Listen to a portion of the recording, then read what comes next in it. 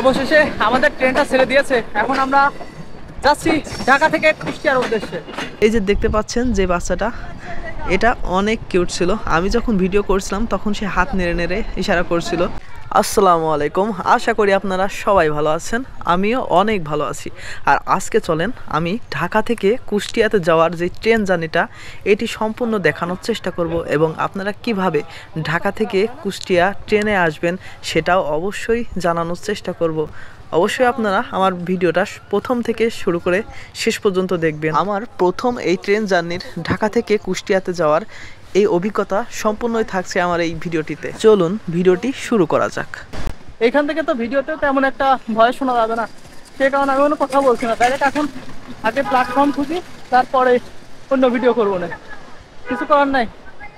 এইটা হচ্ছে কমলাপুর রেলওয়ে স্টেশনের এন্ট্রি গেট। আমরা এখন এইটা দিয়ে ভিতরে ঢুকবো, তারপর আমাদের যেই প্ল্যাটফর্ম সেখানে আমাদেরকে যেতে হবে। এখন আমরা আমাদের ট্রেনের জন্য, আমাদের ট্রেন হচ্ছে 3টার দিকে, তো এখন কিছু করার নাই। এখন আমাদের আস্তে আস্তে আগাতে থাকি। সামনে আমাদের ট্রেনের প্ল্যাটফর্ম। এখন আমরা ওই সাইডটাতে যেয়ে তারপর আমরা ভিডিও করছি, কারণ এখনো আমাদের ট্রেনের জায়গাটা খুঁজতে হবে। এখন আমরা কিন্তু ভিতরে চলে এসেছি। এখন জাস্ট সময়ের অপেক্ষা। আমাদের 8 নম্বর প্ল্যাটফর্মে যেতে হবে, তারপরে ভিডিও করছি। এই 8 নম্বর প্ল্যাটফর্ম দিয়ে আমরা ভিতরে যাই, আর ওই যে সামনে দেখছেন ওইটাই হচ্ছে আমাদের ট্রেন। আমরা চলে এসেছি 8 নম্বর প্ল্যাটফর্মে, এই সাইডটাতে। এখন দেখি ট্রেন অলরেডি চলে এসেছে না, ট্রেনটা এখানে থাকে। একজন লোক এসে বলছে যে ভাই এটা হচ্ছে কুষ্টিয়ার ট্রেন না। আমাদের তো জানি যে আগে থেকে যে আমরা 3টার দিকে আমাদের ট্রেন, কিন্তু হঠাৎ করে একজন এসে বলছে যে এটা 3টার দিকে না, মানে কুষ্টিয়ারটা না। তো তখন কেমন লাগতে পারে, কারণ আর বেশি সময় বাকি নাই, অল্প কিছু সময় আর বাকি আছে। সেই মুহূর্তে শুধু এই কথা বলি। আগে আমরা বইটা কি পড়তাম, journey by train, journey by train না এ জার্নি বাই ট্রেন, এই জার্নি বাই ট্রেন। আর আজকে আমরা সেই জার্নি বাই ট্রেনে ভ্রমণ করব। সম্পূর্ণ ভিডিওটাই আমি আমার ইউটিউব চ্যানেলে, আমার ফেসবুক পেজে অবশ্যই দিব। এখানে কিন্তু প্রচুর পরিমাণে নয়েজ, জানি না কতটুকু। আমি প্রতিটা ভিডিওতে আমার একটা কমন ডায়লগ হয়ে গেছে, তাই না, নয়েজের বিষয়টা। তো এখন যাচ্ছেন আপনার বাড়িতে, আপনার কেমন লাগছে বলেন? আপনি কি এর আগে কোনো ট্রেনে ঘুরতে গেছেন? এই ট্রেনে এর আগেও যাওয়া হয়েছে, তাই এই সেম ট্রেনে? তাহলে আপনার চেনেন না কিভাবে? এত বলো, আমি 8 নম্বর প্ল্যাটফর্ম। 8 নম্বর প্ল্যাটফর্ম তো ওই সাইড থেকে ফ্লাইওভার দিয়ে যখন আসলাম, ওই রাস্তাতে তো আসা না। আমি তো বললাম যে এইটা, এটা হচ্ছে মধুমতি এক্সপ্রেস। আমাদের এইটাতে এই ফার্স্ট টাইম। আমরা এর আগে কিন্তু কখনো আসিনি এই জায়গাটাতে, বা এরকম ভাবে ট্রেন জার্নিও করিনি কখনো। ট্রেন জার্নি করেছি আন্তনগর যে সকল ট্রেন আছে সেই সকল ট্রেন জার্নি করেছি, কিন্তু যখন আমরা ফার্স্ট এখানে আসলাম তো তখন আমাদের কাছে একজন লোক বললো যে ভাই এটা তো রাজশাহী বা ওই সাইডে, কুষ্টিয়াতে যাবে না। তো তখন কেমন লাগে বলেন? কারণ আমাদের 3টার সময় ট্রেন ছাড়বে, তার উপর যদি বলে যে এখন হচ্ছে রাজশাহীর এটা। তো পরবর্তীতে আমরা জানতে পারলাম আর কি, এখানে যে একটা লোক পেয়েছিলাম তার কাছ থেকে জানতে পারলাম যে এটা হচ্ছে রাজশাহী প্লাস, মানে আমাদের কুষ্টিয়া হয়ে কিন্তু রাজশাহীতে যাবে। তারপরে কনফার্ম হলাম যে এটা হচ্ছে আমাদের ট্রেন। তো এখন আমরা এই প্ল্যাটফর্মে দাঁড়িয়ে আছি, আর আমাদের এই সাইডে আমাদের মূলত ট্রেনটা ছাড়বে 3টার দিকে বলা আছে, কিন্তু আদেও 3টার দিকে ছাড়বে কি 3টার পরে ছাড়বে এটা জানি না, হয়তো বা 5-10 মিনিট লেট হতে পারে। এখন আমরা কিছু করার নাই। এখন জাস্ট এই প্ল্যাটফর্মে, এটা হচ্ছে 8 নম্বর প্ল্যাটফর্ম, ঢাকা মানে কমলাপুর রেলওয়ে স্টেশন থেকে আমাদের খোকসা রেলওয়ে স্টেশন পর্যন্ত যেতে মূলত আমাদের এই 8 নম্বর প্ল্যাটফর্মটাতেই আসা লাগে। তো এখন ওয়েট করছি। এখন আমরা ট্রেনে উঠবো এই সাইডটা দিয়ে। প্রথমে ভাবছিলাম যে হয়তো লেটই কি হয়ে যাবে, কিনা, কিন্তু এখন দেখছি না, টাইম আছে। যখন আমরা ট্রেনের বাইরে ছিলাম, ট্রেনের মাঝে যে এত সুন্দর পরিবেশ থাকতে পারে এটা আমি কখনোই এক্সপেকটেশন করেছিলাম না। পরে এসে দেখি আসলেই ট্রেনের মধ্যে অনেক সুন্দর। আমরা এখন হচ্ছে ট্রেনে উঠে পড়েছি। ট্রেন হয়তোবা কিছুক্ষণ পরেই ছাড়বে। অনেকটাই নার্ভাস ছিলাম যে প্রথমবার এরকম ভাবে ট্রেন ভ্রমণ, নাকি বলছি প্রথমবার ট্রেন ভ্রমণ এরকম, কিন্তু দ্বিতীয়বার আমার ফার্স্ট। ঢাকা থেকে কুষ্টিয়াতে আমার ফার্স্ট ট্রেন ভ্রমণ। তো এই কারণে বারবার শুধু একটা জিনিসই মাথায় ঘুরছিল যে আমরা আসলে ট্রেন মিস করবো কিনা। কিন্তু এখন এসে দেখছি ট্রেন অনেক সময় এখানে আরো ওয়েট করছে, আমাদের অনেক সময় আছে। এখনো কেবল বাজে 2টা 43 বাজে এখন, কারণ এখন তো আমাদের হাতে অগাধ সময়। 3টার সময় যদি ট্রেন ছাড়ে, আমাদের ওইখানে যে পৌঁছাতে কয়টা লাগতে পারে? 7টা 20। 7টা 20, 7টা 20-এর মধ্যে ভালো, যদি 7টা 20-এর মধ্যে চলে যেতে পারি। শুধু শুধু আমাদের এই বাসের হ্যাসাল পোহানোর থেকে আমাদের ট্রেনে জার্নি করা অনেক ভালো। হয়তোবা এটা একটু এক্সপেন্সিভ ট্রেন, আরো ট্রেন আছে আমাদের খোকসাতে, অনেক ট্রেন যায়। ফার্স্ট টাইম ট্রেনের জন্য ওয়েট করছিলাম, যে এর আগে তো কখনো এরকম ভাবে ট্রেন ভ্রমণ করা হয়নি, তো সেই কারণে অনেকটা নার্ভাস ছিলাম যে আমাদের ট্রেনটা পাবো কিনা বা কত নম্বর প্ল্যাটফর্মে থাকবে, এরকম কিছু একটা। এখানে আসার পরে এখানে যারা আছে তারা সবাই বললো যে অবশ্যই আপনি যেতে পারবেন, আর এটা হচ্ছে 8 নম্বর প্ল্যাটফর্মে। তারপর আমরা 8 নম্বর প্ল্যাটফর্মে আসি, তারপর তো বললাম যে উনি ওই কথাটা বলার পর অনেকটাই মন ভেঙে গিয়েছিল যে আমাদের কুষ্টিয়াতে যাবো, কুষ্টিয়াতে যাওয়ার সময় দেখি এখন ট্রেনটাই যদি আমরা মিস করে ফেলি তাহলে তো সমস্যা। তো পরবর্তীতে বুঝতে পারলাম যে না, আসলে আমরা ট্রেন মিস করিনি, ট্রেন আমাদের এইটাই। এখন ওয়েট করছি যে আমাদের ট্রেনটা মূলত কোন সময়টাতে ছাড়বে, এটার জন্য আমরা এখন ওয়েট করতেছি যে কখন আমাদের ট্রেনটা মূলত ছাড়ে। তারপরেই আমার সম্পূর্ণ ভিডিওটা দেখাবো। ফার্স্ট টাইম এরকম পাবলিক প্লেসে এসে, সরি ফার্স্ট টাইম না, থার্ড টাইম, এটা 3 নাম্বার সময় যে আমি পাবলিক প্লেসে এসে ভিডিও বানাচ্ছি। নিজের কাছে যে নার্ভাসনেসটা আগের থেকে অনেকটাই কমে গিয়েছে। যে আগে আমি যে সময় ভিডিও বানাতাম তখন অনেকটাই নার্ভাসনেস লাগতো, যে নার্ভাস লাগতো যে মানুষ কিভাবে দেখছে ভিডিও করা, বা মানুষ কিভাবে ভিডিওটা দেখছে যে আমি কিভাবে ভিডিও করছি, অনেকে তাকা থাকে। কিন্তু সেই জিনিসটা এখন অনেকটাই ঠিকঠাক হয়ে গিয়েছে, যে আমি এখন ভিডিও করতে তেমন একটা কোনো কিছু মনে করছি না, যেখানে যাচ্ছি ভিডিও করতে পারছি, এটাই এর থেকে ভালো আর কি হতে পারে। আর আপনারা একটা জিনিস কিন্তু যখন হচ্ছে নতুন নতুন কোনো জায়গাতে যাবেন, অবশ্যই নতুন নতুন মানুষের সঙ্গে পরিচিত হবে, এটা কিন্তু অনেক ভালো একটা বিষয়। কারণ নতুন নতুন মানুষের সঙ্গে পরিচিত হওয়া আমার এই কারণে ট্রাভেলটা অনেক বেশি পছন্দ। অবশেষে আমাদের ট্রেনটা ছেড়ে দিয়েছে, এখন আমরা যাচ্ছি ঢাকা থেকে কুষ্টিয়ার উদ্দেশ্যে।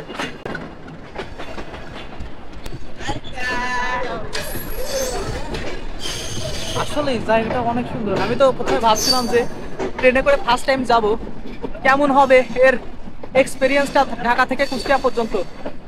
ভালো লাগছে এখন। আর এই সাইডটা থেকে এখন সূর্য সম্পূর্ণই মুখের উপর পড়ছে, দেখতে অনেক ভালো লাগছে। আমাদের বাংলাদেশের একটা ইউটিউবার আছে যাকে আমি অলওয়েজ ফলো করি, সেটা হচ্ছে এমডি ফিজের ভিডিও, প্রতিটা ভিডিও হচ্ছে ট্রেন জার্নি নিয়ে। ও ট্রেন জার্নি সব থেকে বেশি করে, তো আমার সেখান থেকে দেখে মূলত ইন্সপিরেশন ওর থেকেই, যে ট্রেন জার্নিটা কেমন হতে পারে বা ট্রেন জার্নিটা কেমন। সে কারণে আমার ট্রেন জার্নির প্রতি অনেকটা দুর্বলতা ছিল, যে ট্রেন জার্নি করবো, ট্রেন জার্নির ফিলিংস মানে এটা কেমন লাগে, সেটাও আমার একটা দেখার বিষয় ছিল। তো সত্য কথা বলতেই অনেক ভালো লাগছে এখন অব্দি। এখন আরো আমাদের 3 ঘন্টা ট্রেনে থাকা লাগবে, জানি না পরবর্তীতে কেমন লাগবে। এখন অন্তত এখন অনেক অনেক অনেক ভালো লাগছে। ট্রেনে চড়ে যদি আপনাদের কখনো ঘোরার কোনো অভিজ্ঞতা হয়ে থাকে তাহলে অবশ্যই আপনাদেরকে বলে দেয়া লাগবে না, ট্রেনে করে আপনি যেখানেই যান না কেন, একটা জেলা থেকে আরেকটা জেলায় যান বা একটা স্থান থেকে আরেকটা স্থানে যান, প্রতিটা জায়গা আপনি কত কত গ্রাম পাড়ি দিবেন, কত কত নদী নালা খাল বিল সব কিছু পাড়ি দিবেন। আশপাশটা দেখতে প্রকৃতির যেই একটা মনোরম দৃশ্য, এটা অবশ্যই আপনারা উপভোগ করতে করতে যাবেন। আমি অনেকবার বাস জার্নি করেছি, কিন্তু বাসে আমি এতটা কখনোই আমার কাছে ভালো লাগেনি। আমার কাছে সবথেকে এই ট্রেন জার্নিটা আমার ফার্স্ট হলেও এটি আমার কাছে একটা স্মরণীয় দিন হয়ে থাকবে।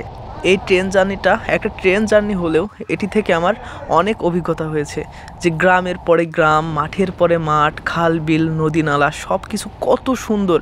আমাদের বাংলাদেশটা যে কতটা সুন্দর এটা হয়তো আমি এই ট্রেন জার্নিটা না করলে কখনো বুঝতে পারতাম না। তাই আমার জন্য এটা নতুন হলেও অবশ্যই এটি সবাইকেই আকৃষ্ট করবে। আমরা যারা প্রকৃতিপ্রেমী তাদের জন্য অবশ্যই এই প্রকৃতির সঙ্গে মিশে যেতে হলে ট্রেন জার্নিটা করা খুবই প্রয়োজন। এটা হচ্ছে একটা স্টেশনে চলে এসছে ট্রেন, এই কারণে বললাম না যে অনেকটা স্লো করছে এখন। রিয়েলি এটা স্টেশন। একটু নামি, হ্যাঁ নামার পরে আবার উঠতে পারবো কিনা জানি না, তবে একটু নামি। ট্রেন স্টেশনের নাম কি? এটা হচ্ছে মাওয়া। মাওয়া, ও আচ্ছা আচ্ছা। আমরা হচ্ছে এখন মাওয়া রেলওয়ে স্টেশনের এখানে দাঁড়াইছি।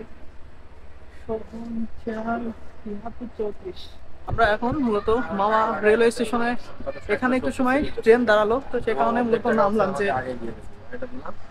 এর আগে আমরা যে সময় পদ্মা সেতুতে আসছিলাম তখন আমরা বাইক নিয়ে আসছিলাম, ট্রেন এখানে বেশি একটা সময় দাঁড়ালো না। তো আমরা এখন জাস্ট অনেকটা সময় আগে থেকেই ওয়েট করতেছিলাম যে এটা কোন রেলওয়ে স্টেশন, এটা জানতাম না। পরবর্তীতে একদম একটা জিজ্ঞেস করলাম যে ভাই এটা কোন রেলওয়ে স্টেশন, তো সে বললো যে এটা হচ্ছে মাওয়া রেলওয়ে স্টেশন। কখনো ট্রেনে করে এরকম ভাবে আসা হয়নি, তো এটা অবশ্যই আমার জন্য একটা নতুন এক্সপিরিয়েন্স যে ট্রেনে করে আসছি আজকে। ওয়াও, সত্যি অসাধারণ। আমার ফার্স্ট টাইম ট্রেন ভ্রমণ এইরকম ঢাকা থেকে কুষ্টিয়া পর্যন্ত।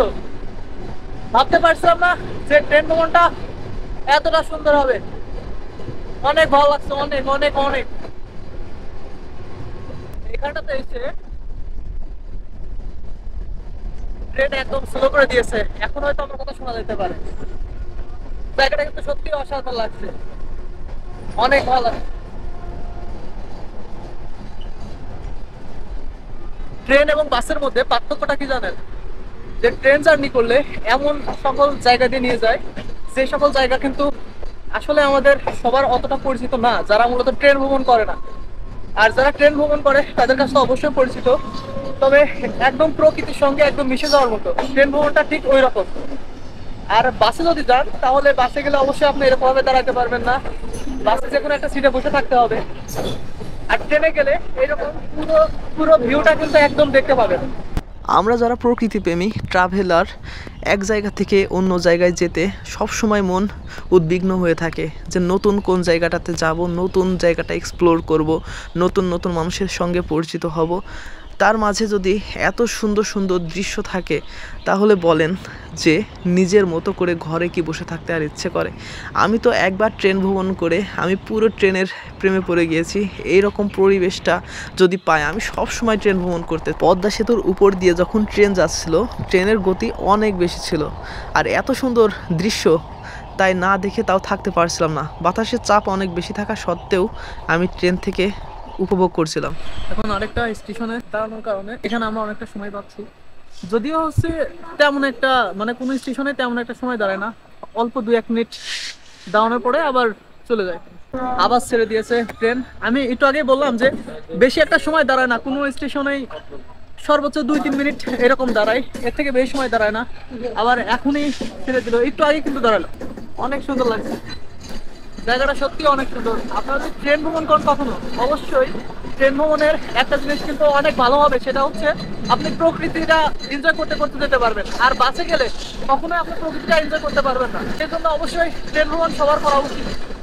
আমরা যেতে পারতাম অন্য ট্রেনে যেগুলো লোকাল আছে, কিন্তু আমরা আজকে যাচ্ছি এটা হচ্ছে মধুমতি এক্সপ্রেস। আমাদের ঢাকা থেকে কুষ্টিয়া পর্যন্ত, মানে যদিও কুষ্টিয়া না, ঢাকা থেকে ঘোষণা পর্যন্ত আমাদের এক একটা টিকিট গুলো দিচ্ছে 385 টাকা করে। এক একটা টিকিট গুলো 385 টাকা করে। আমরা মোট 2টা টিকিট। মাঠের পর মাঠ, গ্রামের পর গ্রাম দেখতে দেখতে কখন যে সময় চলে যাচ্ছিল কিছুই বুঝতে পারছিলাম না। অনেক দূর, আমাদের ঢাকা থেকে কুষ্টিয়া তো অনেকটা দূর। এতটা সময় কিভাবে যে চলে গেল কিছুই বুঝতে পারলাম না এই পরিবেশটা দেখতে দেখতে।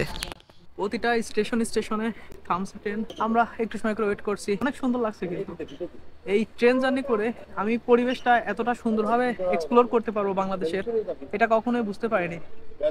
যখন অনেকের ভিডিও দেখতাম আমি, এর মধ্যে এমডি ফ্রিজ আছে যে সবসময় ট্রেনের ভিডিওই বানায়, ট্রেন ব্লগ মানে ট্রাভেল ব্লগ করে সে, কিন্তু ট্রেনে তার সব থেকে বেশি ভিডিও থাকে। তো তার ভিডিওগুলো দেখে আমি বাংলাদেশে যে নিসর্গিক যেই সৌন্দর্যটা আছে এটা কখনোই অন্য কোথায় কোনোভাবে দেখতে পাইনি। এই ট্রেন জার্নি করে অনেকটাই সেই রকমটা ফিল হচ্ছে যে ট্রেন জার্নি করার পর থেকে আমার ট্রেনের প্রতি একটা অন্যরকম ভালোবাসা তৈরি হয়ে গেল। কারণ প্রতিটা জায়গায় এত সুন্দর, বাংলাদেশের এত চারপাশটা এতটা সুন্দর, এটা কখনো ভাবতেই পারিনি। আবার ট্রেন ছেড়ে দিয়েছে, অনেক সুন্দর অনেক সুন্দর। আসলেই এই পরিবেশটা আমি একদম প্রকৃতিটার একদম প্রেমে পড়ে গেলাম, কারণ এই প্রকৃতিটা যে এতটা সুন্দর, যখন আর আমি জানি যে ভিডিওতে অতটা ভালোভাবে কখনোই তুলে ধরা সম্ভব হয় না যদি সেই জায়গাটা এক্সপ্লোর না করা হয়। অবশ্যই সেই জায়গাটাতে গিয়ে বা যে জায়গার পরিবেশটা বা প্রকৃতিটা, অবশ্যই সেই জায়গাটাতে এসে এক্সপ্লোর করা উচিত। অনেক সুন্দর অনেক সুন্দর, রিয়েলি অস্থির অস্থির। প্রকৃতি সবসময় আমাকে অনেক আকৃষ্ট করে। ছোটবেলা থেকে প্রকৃতির সঙ্গে যেন কোনো একটা মিল রয়েছে, যে কোথাও গেলে আমি সবুজটাকে সবসময় বেশি প্রেফার করি। সবুজ দেখলে আমার সবসময় অনেক বেশি ভালো লাগে। এখন অনেকটাই সন্ধ্যা হয়ে যাচ্ছে, আর ট্রেন যে এখানে এসে এতটা সময় ওয়েট করবে আমি বুঝতে পারছিলাম না। এই কারণে তখন নামা হয়নি। এই জায়গাটা দেখেন কিন্তু অনেক সুন্দর লাগছে আমার কাছে।